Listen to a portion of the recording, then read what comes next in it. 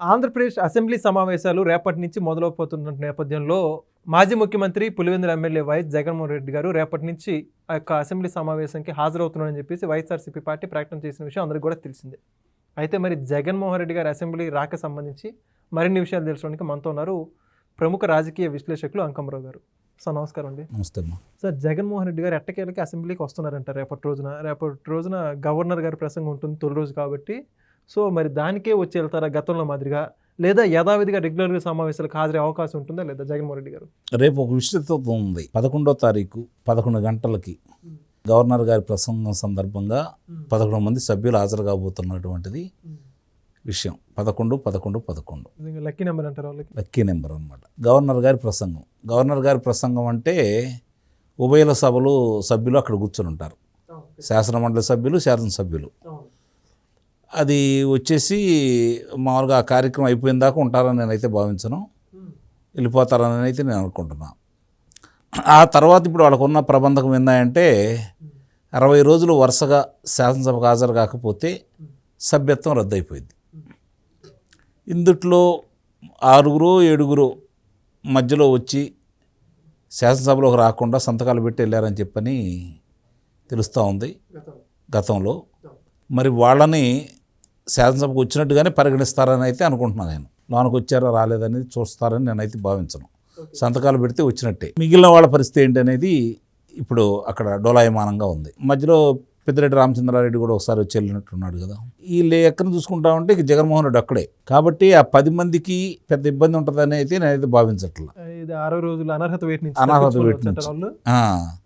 ఇక్కడ జగన్మోహన్ రెడ్డి ఇప్పుడు ఆ 11 మంది రాజీనామా చేసి మళ్ళీ ఎన్నికలకు వెళ్ళాలంటే వాళ్ళకి భయం. ఇప్పుడు ప్రజలు వాళ్ళు ఎమ్మట ఉన్నారని వాళ్ళైతే భావించట్లా. కాబట్టి ఈ నాటకాలు ఆడుతూనే ఉన్నారు. మామూలుగా సహజంగా అయితే ఎవరికైనా ఈ అవకాశం సద్వినియోగం చేసుకునేవాళ్ళే. అవును కదండి. శాసనసభకు వచ్చేసి శాసనసభలో ప్రజల వాణి వినిపిస్తూ ప్రభుత్వం చేసే ఎండగట్టి ప్రజల మన్నలు పొందడం అనేది రాజకీయ పార్టీలకి మంచి అవకాశం ఇది. ఇప్పుడు ఇంకో జగన్మోహన్ రెడ్డి వైసీపీ పార్టీకి చెప్పుకుంటే సార్, అంబటి రాంబాబు మీద దాడి అని చెప్పేసి వాళ్ళు బయట చెప్పుకుంటున్నారు. జోగి రమేష్ మీద ఈ ప్రభుత్వం లాండ్ ఆడలేదని చెప్పుకుంటున్నారు. అలాంటి అన్న కొంచెం అవకాశంగా చెప్పుకోవచ్చు కదా, దాని మీద ప్రశ్నించవచ్చు కదా. అంటే ఇక్కడ మీకు అర్థం కాని విషయం ఏంటంటే 5 సంవత్సరాల్లో ఇలాంటి దాడులు కొన్ని వందలు జరిగినాయి కదా. వాళ్ళు శాసనసభకు వచ్చారనుకో, వీళ్ళు వాటి గురించి ప్రశ్నిస్తే ఎవరు సమాధానం చెబుతారు? పైగా వ్యక్తిగత దాడులు వీళ్ళే మనుషుల మీద కూడా దాడి చేయలేదు. అవును, వాళ్ళు కిడ్నాపులు చేసుకెళ్ళిపోయారు. మరి ఇవన్నీ ఎవరు సమాధానం చెబుతారు? అక్కడ ఈ కుంభకోణాల గురించి ఒక్కోటి అడిగారు అనుకోండి, ఏం సమాధానం చెబుతారు? ఇప్పుడు మద్యం కుంభకోణం కావచ్చు, లేకపోతే ఇప్పుడు జరుగుతున్నటువంటి నెయ్యి రసాయనాలతో తయారు చేసినటువంటి నెయ్యి విషయం కావచ్చు, వీటి గురించి ఒక్కోటి అడిగారు అనుకోండి, ఏం సమాధానం చెబుతారు వాళ్ళు? పరకామణిలో చోరీ విషయం గురించి కావచ్చు, వీటి గురించి అడిగితే ఏం సమాధానం చెబుతారు? అవన్నీ వాళ్ళే అక్కడ కూర్చొని పైన పోలవరం 2014 నుంచి 2019 వరకు 72% పూర్తి అయిపోయింది.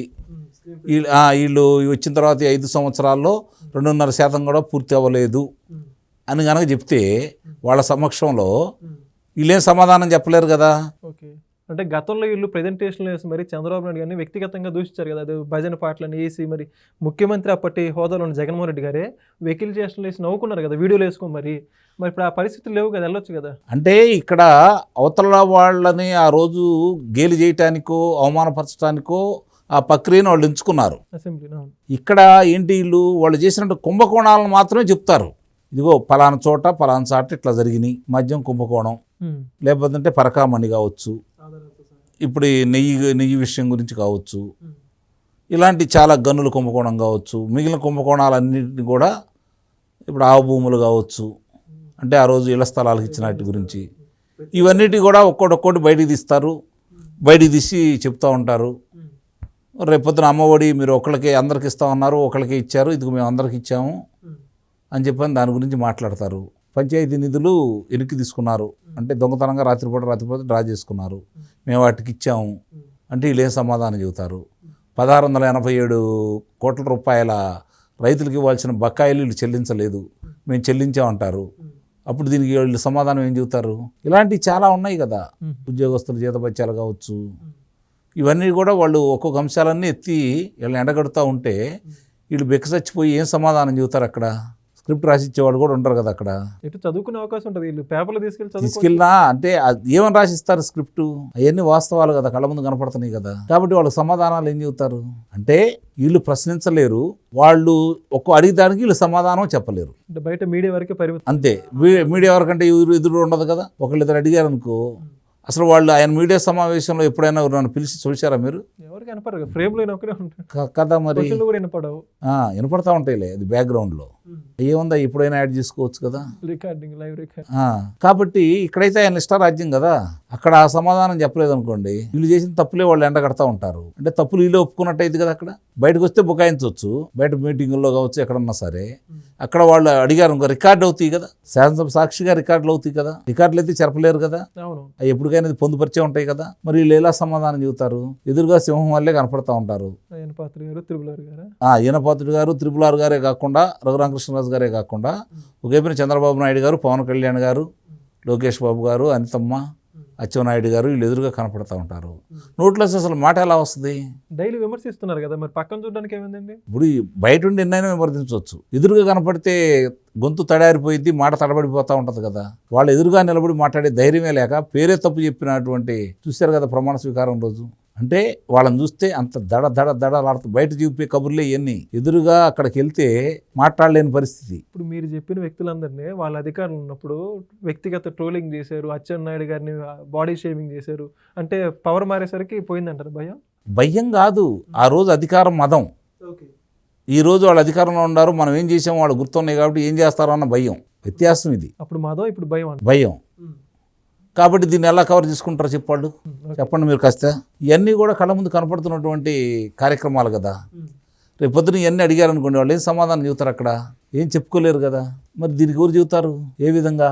ఇంకా దీనికి వైఎస్ఆర్సీపీ క్యాడరే చెప్పాలంటే వాళ్ళు పులి ఏదో చెప్పుకుంటుంటారు కదా, జగన్. ఇప్పుడు మామూలుగా పులి కానీ లేకపోతే సింహం కానీ వాటికి ఆకలేసినా కూడా ఏమీ దొరకకపోతే కాలకుండా కూర్చుంటాయే తప్ప గడ్డైతే తినరు. మరి వీళ్ళు తిన్నాటి నుండి గురించి వాళ్ళు ఒక్కళ్ళు మాట్లాడితే సమాధానం చెప్పలేకపోతే ఇప్పుడు దాకా వీళ్ళు అనుకున్న వీళ్ళు ఇచ్చిన ఎలివేషన్ ఏమవుతుంది? అక్కడ తత్తరబాటుతోటో సమాధానం చెప్పలేకో సభ నుంచి పారిపోయి ఇచ్చారనుకో, వీళ్ళకున్న ఈ కార్తీ ఇమేజ్ కూడా పోయింది కదా. ఇప్పుడు దాన్ని ఎట్టా కాపాడుకోవాలని చెప్పని తాపత్రయపడతా ఉన్నారు. ఎల్లైనా నిలబెట్టుకోవచ్చు, ఇప్పుడు కూడా అదే ఎదుర్కొంటారు కదా వాళ్ళు. నేను చెప్పింది బయట నుండి మాట్లాడటం వేరు, ఎదురుగా కొండ ఉంటుంది, నన్ను ఒక నెల రోజులు మేపండి నేను కొండను లేపుతాను అనేవాడు అంటే వెనక మాలకపోతున్నాం. ఆ నెల రోజులు మేపిన తర్వాత ఏంటంటే కొండనెత్తి నా నెత్తి మీద పెట్టండి నేను మోస్తాను అనేవాడంట. ఈయన కూడా బయట అన్ని మాటలు మాట్లాడతాడు. శాసనసభలో కదా వాళ్ళు అడిగిన ప్రశ్నలకి సమాధానం చెప్పినప్పుడు, ఒంటరిగా వాళ్ళ మీద పోరాడినప్పుడు 23 మంది శాసనసభ్యులు ఉండి 152 మంది మీరుండి 23 మంది శాసనసభ్యులు ఉండి అందులో 4 మీరు లాక్కొని 18 మందిని సస్పెండ్ చేస్తే ఒక్కడే చంద్రబాబు నాయుడు గారు వీళ్ళని ఎదుర్కొన్నాడు కదా. ఉన్నారు కదా, ఫోటోలు కూడా ఇప్పటికీ ఉన్నాయి. మరి మీరు ఎదుర్కోవడానికి మీకు వచ్చే నష్టం ఏంటి? మీరంత పోరాట పట్టిమా, మీ దగ్గర అంత విషయం పరిజ్ఞానం ఉండి మీ దగ్గర అన్ని వాస్తవాలు మీ దగ్గర ఉంటే, ఈ ప్రభుత్వం తప్పు చేస్తూ ఉండుంటే ఎండగట్టడానికి మీకు వచ్చిన భయం ఏంటి? ఇవన్నీ చేయలేడు కదా. అక్కడ కళ్ళ ముందు ఆధారాలతో సహా సాక్ష్యాధారాలు ఉన్నాయి కదా. నిజంగా కనుక మీరు తప్పు చేయకపోతే, మీ మీద వాళ్ళు ఏదైనా దాడి చేస్తే, మిమ్మల్ని అవమానపరి చేస్తే, మీరు చేసిన పనికే కదా ప్రజలు మిమ్మల్ని ఓడించింది.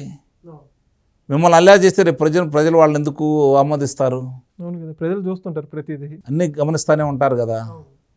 కాబట్టి అవన్నీ ఏం జరుగుతుంది ఏంటి ఏం జరిగిద్ది అనేది వాళ్ళకి తెలుసు. కాబట్టి ఇప్పుడు అవతల శాసన మండలిలోకి వెళ్తున్నారు, శాసనసభకు ఎందుకు రారు?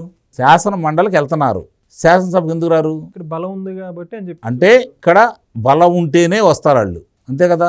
అంటే వాళ్ళు ఏదన్నా ఒకళ్ళ మీద యుద్ధం చేయాలి అంటే వాళ్ళు కొంతమంది కావాలా. అంటే ఒంటరిగా పోరాటం చేయడం రాదు, అది ఎలివేషన్ ఇవ్వడానికి మాత్రం వాళ్ళు మాట్లాడుతున్నారు. అంటే వాళ్ళు గుంపుగా ఉంటేనే వచ్చి మాట్లాడతారు, ఒంటరిగా వచ్చి మాట్లాడలేరు కదా. అంటే ఎన్నికల్లో పోటీ చేసే అంత ధైర్యం ఉంది, ఒంటరిగా అసెంబ్లీకి వచ్చే ధైర్యం లేదా? ఎన్నికల్లో పోటీ చేశారని చెప్పి మనం అనుకుంటున్నాం. సిద్ధుల అప్పలరాజు చెప్పాడు కదా మొన్న, పవన్ కళ్యాణ్ గారిని అడిగారు జనసేనతో కలిసి పోటీ చేద్దామని చెప్పని. మరి అక్కడ ఇప్పుడు దాకా మేము ఒంటరిగానే పోటీ చేస్తాం, ఒక్కళ్ళమే ఏదైనా చేయగలం, సింగిల్గా వస్తాం, సింహం సింగిల్గా వస్తుందని చెప్పని జగన్మోహన్ రెడ్డికి లేనిపోయిన ఎలివేషన్స్ అన్నీ ఇచ్చారు కదా. మరి అవన్నీ కూడా తప్పని ఇప్పుడు వరుస క్రమంలో మనకు కనపడుతున్నాయి కదా. కళ్ళకి కట్టినట్టు ఉన్నాయండి. ఇప్పుడు బయట చెప్పే అబద్ధాలు ఎత్తి శాసనసభలోకి వెళ్ళి చెప్పు. నువ్వు చెప్పే నిజాలైతే ఒకవేళ మనం చెప్పినట్టు మనమే అబద్ధం ఆడుతున్నాం, వాళ్ళు చెప్పే నిజాలైతే రికార్డెడ్గా వెళ్ళి మేము ఇది చేసాం ఈ జీవో నెంబర్ ద్వారా ఇది విడుదల చేసాం, ఈ పనులు ఇట్లా జరిగినాయి, మీరు చేయలేకపోతున్నారు, మీరు చెప్పే తప్పు, మద్యం కుంభకోణం జరగలేదు, ఇసుక కుంభకోణం జరగలేదు, అసలు క్లీన్ చిట్ ఇచ్చారని చెప్పండి. క్లీన్ చిట్ ఇచ్చారని చెప్పు అక్కడికి వెళ్ళి. మరి ఇవన్నీ చెప్పే అవకాశం ఉంది కదా, ఉన్న అవకాశాన్ని ఎందుకు వినియోగించుకోలేకపోతున్నారు మీరు అంటే మీరు తప్పు చేశారని మీరు అంతరాత్మకు తెలుసు. కాబట్టి ఆ తప్పుకు తగ్గ ఆధారాలు కూడా ఉన్నాయన్న సంగతి మీకు తెలుసు. అవి అక్కడ నిరూపితమై వీళ్ళని తప్పుడాలను చేస్తారన్న భయంతో కొద్దీ వీళ్ళు ఈ విధంగా నాటకాలు ఆడుతున్నారు అయితే అంటే చూడండి. మీరు కావాలంటే ఈరోజు చెప్తున్నాను నేను, జగన్మోహన్ రెడ్డి కూడా 60 రోజుల్లో పెళ్లి సంతకాలు పెట్టి వస్తాడు. జగన్మోహన్ రెడ్డికి కూడా మళ్ళీ ఎన్నికలను ఎదుర్కొనే ధైర్యం ఆయనకు కూడా లేదు. ఇది గమనించుకోవాలి. Thank you sir. Please subscribe to Leo News for more videos.